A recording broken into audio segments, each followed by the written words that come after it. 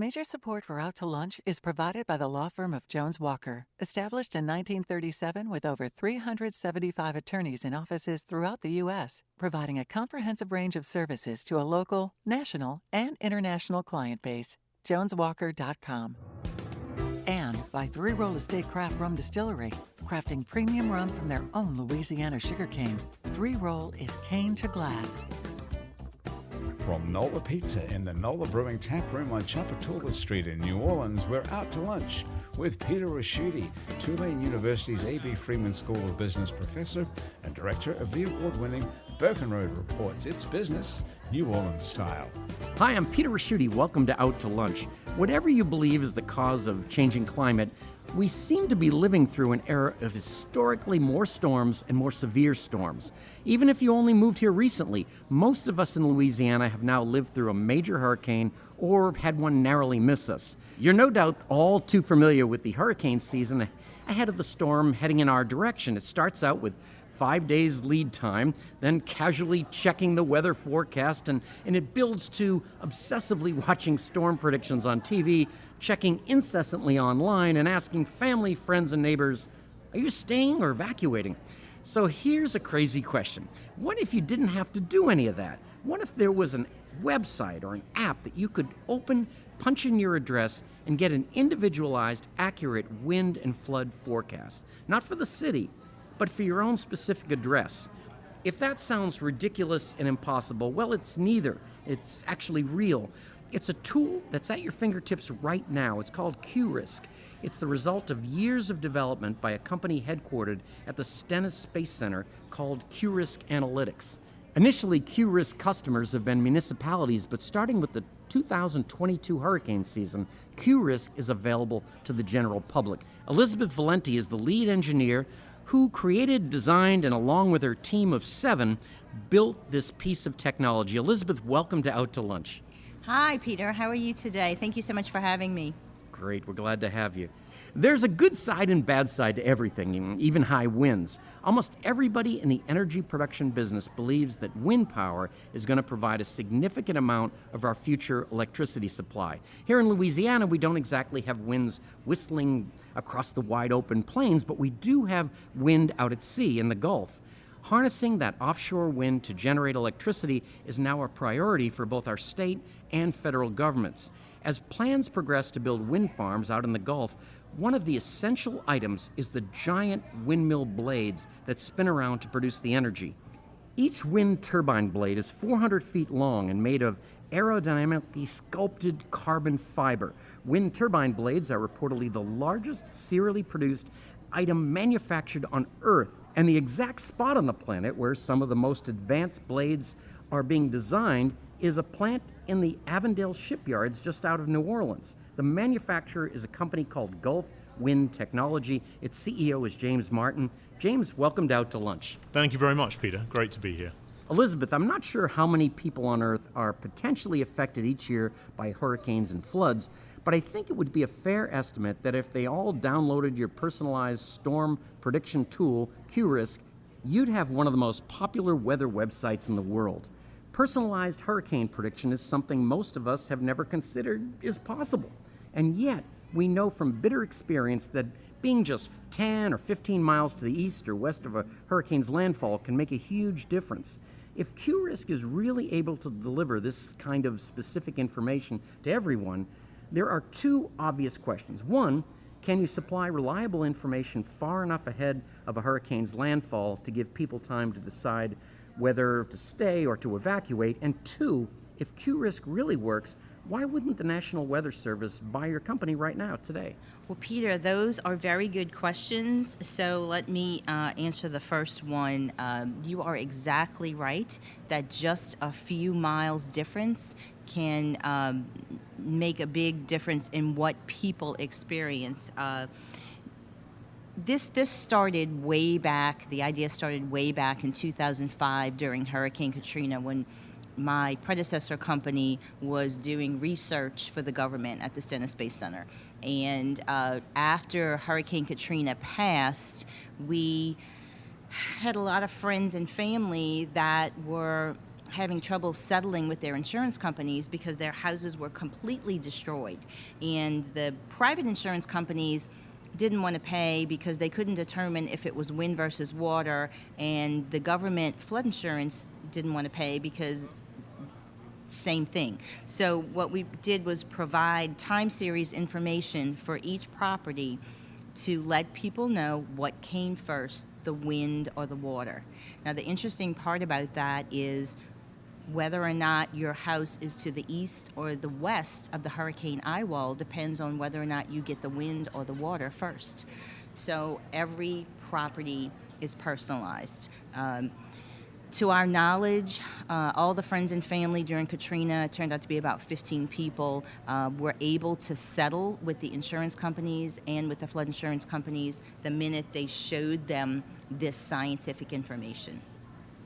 Well, what if you were in the billboard business or the personal injury attorney business? You're going to wipe them out. That's all I see. Well, no. So actually, after Katrina and storms, since Katrina, we've had lots of attorneys call us and ask us for information, and we send our PhD, Dr. Fitzpatrick, who studied under Dr. Gray at Colorado State University, or one of our other senior meteorologists, to actually show the information and go ahead and testify in court to settle these claims. So we are of help to the attorneys and people in litigation as well. So they're not aiming at you. No. No, that's good. James, if I were looking for the definition of optimism, I'd say it was manufacturing the biggest industrial items on planet Earth on the basis of a future wind farm promised by the term-limited Democratic governor of a very Republican state whose economy is dominated by the oil and gas industry. Either you have the world's greatest investors, or more likely you have other markets for your wind turbine blades outside the state of Louisiana. But let's start closest to home. What is the current state of wind farm technology here in our state? Okay, well, I'll start by leading us in a bit. So in North America, there's about 70,000 turbines operational today, and that's just onshore. So you've got a fantastic market for turbines. Energy companies that actually, oil and gas companies now diversifying into becoming more energy companies are actually owning these assets. So you've got a fantastic base of onshore. You've got some amazing targets for offshore. You brought up a very good point. So offshore wind is new to the US. There's only a few, less than a dozen turbines actually operational today offshore, and that's going to change significantly. So over the next decade, there's going to be turbines installed on the East Coast, on the West Coast, and then the Gulf Coast. Now, there's a particular challenge for every sort of technology, and this is, and very relevant to what we've just been talking about, is that a technology has to be right for the wind conditions. So, you know, that you don't just put a turbine anywhere. Particular challenges in the Gulf is that you've got these hurricanes coming through. The only way that they're going to be installed there is if we solve some of the technology challenges, some of the grid challenges, and some of the execution challenges in terms of getting them there. So they can independently drive and be installed, because not down to governmental leadership. They're standing on their own 2 feet as an energy source now. In fact, some turbines today have actually got cheaper energy creation than some traditional oil and gas fossil fuel generation. And we had a recent federal land lease out for the Gulf of Mexico, and the shallow water properties got a lot more attention than people thought. And a lot of people think it's these oil and gas companies kind of setting themselves up for future wind farms, and they want that property. Do you think that's viable? Yeah, I think it's absolutely viable. I think the oil and gas companies are really interested in energy producing assets such as wind farms, and I think the Gulf of Mexico is a fantastic body of water to get turbines in. It's not easy. You've got troubles with sediment, you've got troubles with wind, you've got troubles with infrastructure deployment, but it's all solvable. The oil and gas industry has deployed, I think, over 7,000 drilling assets in the Gulf in the lifetime. I think there's about 3,000 assets still operating operating today. So what we do know in Louisiana is how to install infrastructure, how to service infrastructure. We've got the workforce that knows how to be deployed and install and look after these assets. A wind turbine is just another energy producing asset. So it's a really good thing to Louisiana, for the workforce of Louisiana, for the companies who invested in oil and gas and have expertise in oil and gas to diversify and strengthen their portfolio into wind. Yeah, so far, the greatest news is that the oil and gas companies don't want to beat you up because they own some of these ideas, and you're not going to be killed by attorneys. This is so great. Yeah. These were my Absolutely. greatest fears going in. And now let's talk about the pre and post hurricane businesses, because you seem to be in both. Earlier you explained the post hurricane work, which totally makes sense. The pre hurricane, what's going to go on there? And are you afraid of lawsuits if you're off by the spot? No, so that's an interesting question. In the hurricane business, or the weather business in general, it is assumed that there is inherent uncertainty.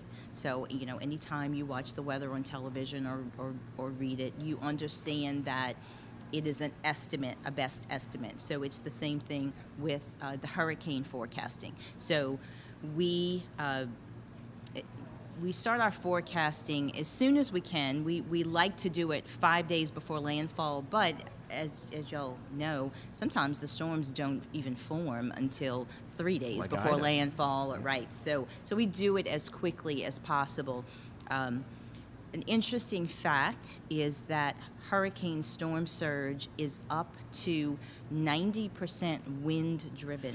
So the wind information is critical to us getting a correct storm surge forecast. So we use all of the buoy information by the National Data Buoy Center and any on-land wind information that we can find, but we found that there was a hole, so to speak, in accurate wind forecasting. So about 3 years ago, our PhD and our team developed a model that we called QRisq that does an accurate estimate of 600,000 data points, estimating the wind speeds in all 4 quadrants of the hurricane, so that we can then get an accurate wind estimate and then turn that into an accurate storm surge estimate as well.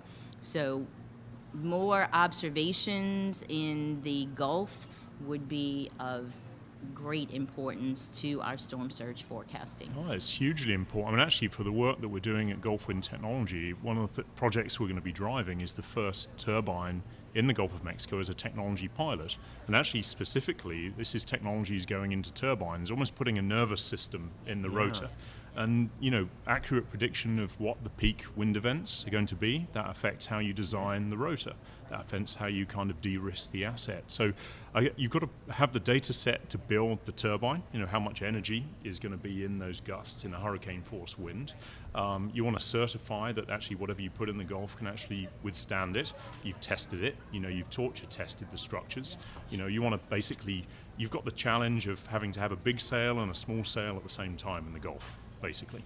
So for 99% of the time when it's light wind, you need a nice big sail. Okay, you've got to get your capacity factor, you've got to make your money from your turbines, and then once in a blue moon, or maybe a little bit more regular than we like, a hurricane comes through, you've got to deploy your small sail and get this thing through the hurricane.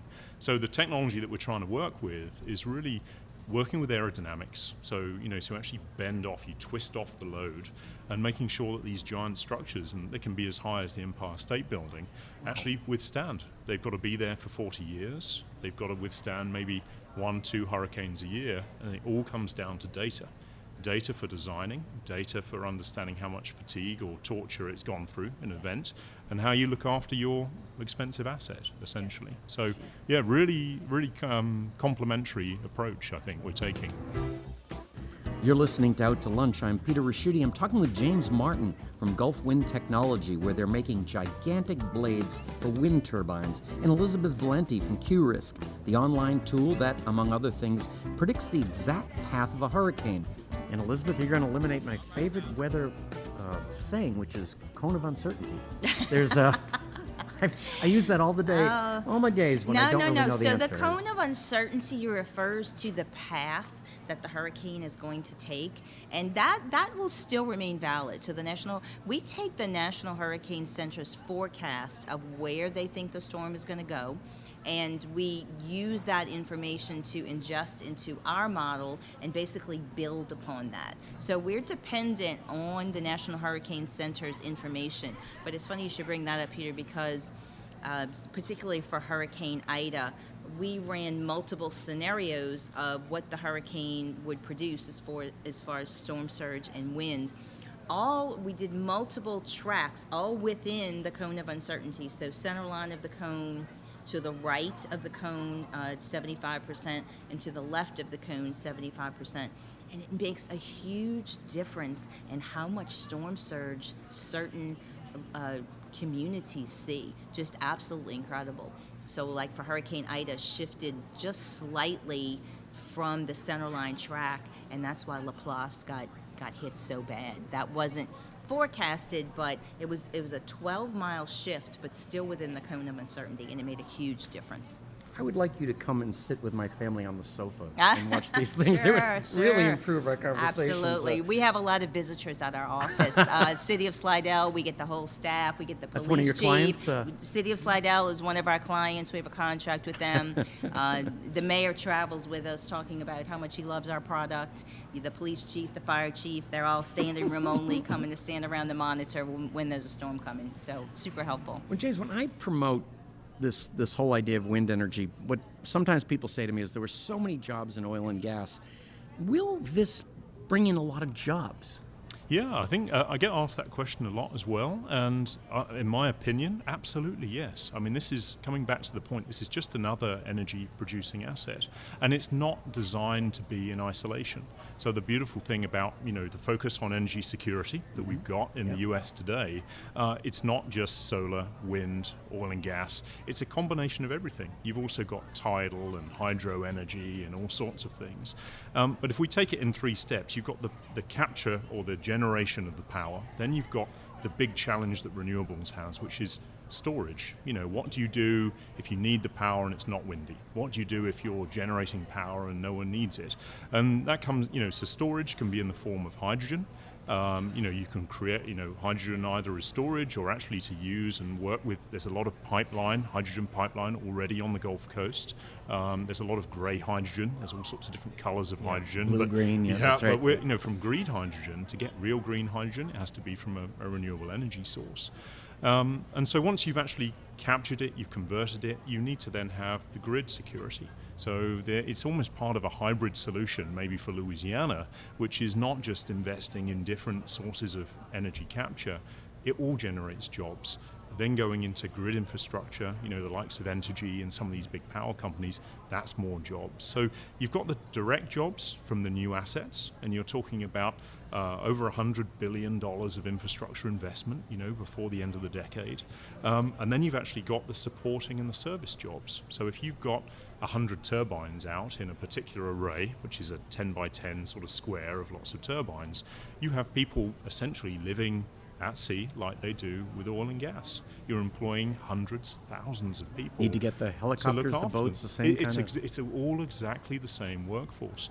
And that's even before you come into the manufacturing. Actually, Gulf Wind Technology, as you introduced me, we're based at Avondale Shipyard. Avondale Shipyard used to employ over 26,000 people back in the day, making ships.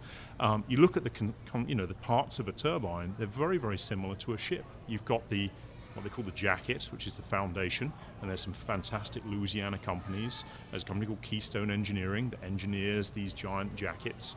You need to take plate metal, you need to convert it into tubes, weld it. That's hundreds, thousands of jobs. Then you've got the tower, and the tower might be let's say 500-600 feet tall. That's all fabricated, similar to fabricating a ship hull. So again, you've got another numerous, hundreds, thousands of jobs. You have the labor force built from both the oil and gas industry and the shipping industry already here. Absolutely. James, what's been interesting is what's happened with Russia and the Ukraine, because, we kept hearing the term energy independence because we had as much oil and gas we needed, but it's a worldwide commodity, so here we are, paying an enormous amount at the pump. But this is different this is real energy independence. Absolutely, yeah. I mean, if you look at actually the growth forecast for the amount of power demand, you're looking at over 150% of more power needed, electricity needed in the US over the next 5 years. So you need to, basically look after all of that demand. So you've got renewable energy, you've got something that is a constant. So once you've put a turbine in, once you put a field in, it's not actually affected by your global prices of oil, for example. So you've got a set power price agreement, you've basically got a renewable energy source, and you can start to change the paradigm about how we think about using energy in the city. If you've got unlimited energy, you'll basically limitless energy, then you can actually start to store it. You can start to look at a smart grid for the city of New Orleans. Right. What happens in an outage? A hurricane comes through. What do? You can rely on your combination of fossil fuels, of your from oil and gas. You've got your energy storage from hydrogen. I'm so glad you two met, by the way. Oh, this is going to be phenomenal. This makes me very warm inside that you've done this. Elizabeth, because it's a business show, I have to ask you, what you're doing is amazing, but what about the business side? Who are your customers, or who would they be? So, back to, as I mentioned before, the predecessor company, Whirlwinds Inc., that I founded in 2000. Our main customers were the federal government. So we had a 10-year contract with FEMA to produce new flood inundation maps. So we were able to buy a supercomputer, which is housed at our office in Slidell, and for about 10 plus years, we ran simulations for NFIP to develop new maps along the whole Atlantic Basin from Texas to Maine for everybody that lives. If you live within a 10-meter elevation, if your property is within 10 meters of the Gulf, then you are required to have flood insurance. So the other big client that we have is television broadcasts. So we had another big government contract by NOAA, the National Oceanographic and Atmospheric Administration, in 2010 to take technology that was developed by them and turn it into products that would be useful to the public, because it's your tax dollars that paid for it, right? And there was all this technology sitting around that these really smart scientists had developed, but it wasn't being used. So we took a lot of that information, we pull a lot of satellite data down, and we turn it into products that are broadcast on television that are not labeled Whirlwinds or QRisq, so you don't really know where they came from, but you're benefiting from them. Now, with that said, 2 years ago, we did introduce the QRisq Hurricane Storm Surge product to the television market through these same channels. And David Bernard from Fox 8 is one of our biggest fans. So I'm sure you've seen it on television. Sure. David loves it. And Shelby Latino, back before she retired. And we, for Hurricane Laura that came through Lafayette, they were so pleased because, as we talked about earlier, Laura shifted less than 20 miles to the east of what the center track line was. It was still within the cone of uncertainty by the Hurricane Center. It still met all the requirements. But if it would have taken the center track, it would have absolutely wiped out Lake Charles. Yeah. As it stood, they still received a lot of damage, but that little shift to the east made a huge difference. The highest storm surge we saw from Laura was 22 feet just to the east of that center track line. Just absolutely amazing. So anyway, back to the television broadcast, they find the detailed information to be very, very useful to the local communities that people can identify. We all know in our area where's a low-lying area, where's a high-lying area. Like, for example, the city of Slidell. Like I said, they come to my office before every storm. Well, there are two particular neighborhoods in Slidell that are outside of the levee protection district. So those are the two they're concerned about.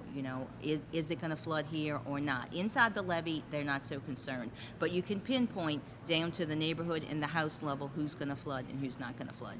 Now, can an individual get your service? Yes, so just this year we are introducing the service to individuals for private property. They can go to our website, QRisq.com, QRisq.com, and register for the service. It would tell me about my house. Yes. So if there is a storm coming that will affect your house, it will give you a forecast every 6 hours of what you can expect. And then once the storm passes within 48 hours, it will tell you what your house actually experienced for wind and water, so that if you need to pass that on to your insurance company, you will have it documented and in writing. All right, James. I'm so excited about what your company's doing, but you're here in New Orleans. You're not doing it by yourself. Where are you getting your help from? Absolutely, yeah. I mean, this city has been an absolute magnet for people that like to work together and like to solve problems and do industry firsts in wind energy. So I've been here for 12 years now. We've been working out at the NASA campus. We've worked with companies and universities from all over the Gulf states. But most importantly, at Avondale, we've got engagement right from STEM programs. So our engineers get involved at the school level, actually within the Jefferson Parish District. We work with the colleges and universities, so Delgado and Nunez, UNO, Tulane University, LSU. These are all really active contributors to renewable energy and the problem statements that we need to solve together in the next few years. And I can tell by your accent you were actually from the Marrero area. Yeah, There's where? I just put it on. Yeah, did you say?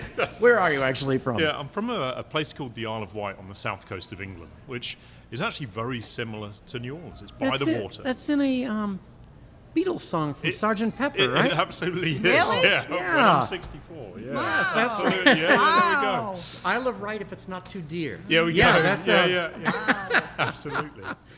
Elizabeth, I got to ask you, were you a weather kid? I was not. No, really. She just got into this. Interesting. I was always a science kid. And I like to make a joke because I graduated from Dominican High School in 1983, and it was time to go to college, and I didn't know what I wanted to do. But my girlfriend Ann Bailey was going to LSU to be an engineer, and I said, okay, that sounds good. I'll do that too. So that's what I did. That is career counseling. Yes, there you go. And I worked in the Space Shuttle Main Engine program for 5 years, which was very interesting, but then a new program developed at NASA called Commercial Remote Sensing, and it was, as I mentioned before, taking government technology and turning it into a commercially viable product. And so I had a project with a man named Walt McCandless, who was an awesome guy who was one of the engineers on one of the first radar satellites, RadarSat, that was built in the 60s. And he had retired from NASA, started his own company, and he was the first one to introduce me to using wind technology out over the open ocean to forecast weather. And then we got into how that would affect hurricanes. And then when Walt decided to retire completely, he gave me the business, Whirlwinds, in 2000. That's terrific. James, I was looking at the research, and I noticed that first two companies you work with in wind technology were bought out by GE. Is that how this ends? Yeah. Well, it's you've got to have the industrial horsepower of a big company, and why we were so happy we moved a company called Blade Dynamics from the UK over to New Orleans in 2010. We did numerous pioneering projects taking innovation to product, which is one of the big challenges, and eventually you've got to get that into a commercial industrial application. So partnering up with GE and eventually getting acquired by GE was actually really positive. It got that technology out to the industry. So it got that kind of, serial manufacturer, you level up, you reduce the cost of energy from wind turbines. So with Gulf Wind Technology, our aim is to take a pretty niche equation. So we want to solve technology challenges associated with the Gulf. We want to work with our customers to get more out of their asset. So we stop it turning off. We put technology on it to get more efficiency. We're optimizing the sales so you can win the race, basically, like the sailing event. If you look at GE's stock price, you can tell they made a lot of acquisitions that didn't work out, but yours did. Yeah, GE is in the power business, and I think the exciting thing about GE is that it uses gas turbines, it uses wind turbines, it uses its grid solutions, and it's gone all in with that. It's a very powerful equation. And Elizabeth, I have to ask you the same question. You've been working with the federal government. They're a client. I don't know if you know this, but the federal government has a printing press, and they can make I don't usually share that with people, but would they just buy you? Probably not. So as I mentioned before, the federal government has a really strong mission to pass the technology that was developed by them, by the taxpayer dollars, to the private sector to grow the private sector. So they look at us as a big success in that mission. So WorldWinds has had 2 SBIR projects, that stands for Small Business Innovative Research. And those are congressionally funded projects, not through any government agency, but through Congress itself, that sends out this money for small private businesses to grow based on new technology developed. So it's a big mission of the federal government to grow small, high technology businesses. So they would rather promote and create new small businesses than owning it themselves. Yes, absolutely, because the small businesses are more efficient than the federal government as well. So they're How is- actually saving Don't money tell by anyone that. That's, purchasing from the small business. I'm sure you've heard the expression, it's an ill wind that blows nobody any good. It's meant to suggest that even something that's bad for most people has got to be good for somebody. There are very few instances where you can employ that expression literally. So, to that extent, we may have made history here today. Elizabeth, your QRisq technology might be the closest we've come to getting an advantage over hurricanes, or at least being able to predict our chances of survival, and increasing our chances of getting an insurance settlement on the other side. And James, trying to catch the wind was once a poetic way of describing a hopeless cause. Today, catching the wind is becoming a potentially planet-saving industry, and your turbine blade technology is the cutting edge of the revolution. Elizabeth and James, you're both doing groundbreaking work that would be significant in whatever city you are in, anywhere in the world. It's amazing that you're both here in New Orleans. It's been a pleasure to meet you, and I look forward to following your continued success. Thank you both for taking the time to join me today on Out to Lunch. Thank you so much for having us. Yeah, thank you. My guests on Out to Lunch today have been Elizabeth Valenti, President and CEO of WorldWinds Incorporated and lead engineer at QRisq Analytics, and James Martin, CEO of Gulf Wind Technology. We edited this show to fit into the time slot here on WWNO. You can hear our unedited conversation and find out more about Elizabeth and James' wind-driven worlds by listening to the Out to Lunch podcast. You can find and subscribe to the Out to Lunch podcast on your podcast app and on our website, itsneworleans.com. If you want to know what we all look like, you can find photos from this show on itsneworleans.com and on our Out to Lunch social media. These photos were taken today by Jill LaFleur. You can find more of Jill's photos at lafleurphoto.com. Out to Lunch is a production of INO Broadcasting for itsneworleans.com and WWNO 89.9 FM. The producer of our show is Grant Morris, our technical producer is Eric Merle, and our researcher is Maggie Mendel. I'm Peter Raschuti. Thanks for joining me. I look forward to meeting you again next week around the lunch table for more business, New Orleans style, on Out to Lunch. Out to Lunch was recorded live over lunch at the NOLA Brewing Tap Room, 3001 Chapatula Street. Open 7 days a week. NOLA Brewing Tap Room has a wide variety of craft beers and authentic hand-tossed New York style city pizza. Out to Lunch is provided by the law firm of Jones Walker, established in 1937 with over 375 attorneys in offices throughout the U.S., providing a comprehensive range of services to a local, national, and international client base. JonesWalker.com. And by Three Roll Estate Craft Rum Distillery, crafting premium rum from their own Louisiana sugarcane. Three Roll is cane to glass. And by Basics Swim and Gym and Basics Underneath Fine Lingerie. And by the It's New Orleans Happy Hour podcast. Mitchell Foreman wrote and performs all the music on Out to Lunch. You can hear Mitchell's music anywhere great jazz is sold or streamed, and at mitchellforeman.com.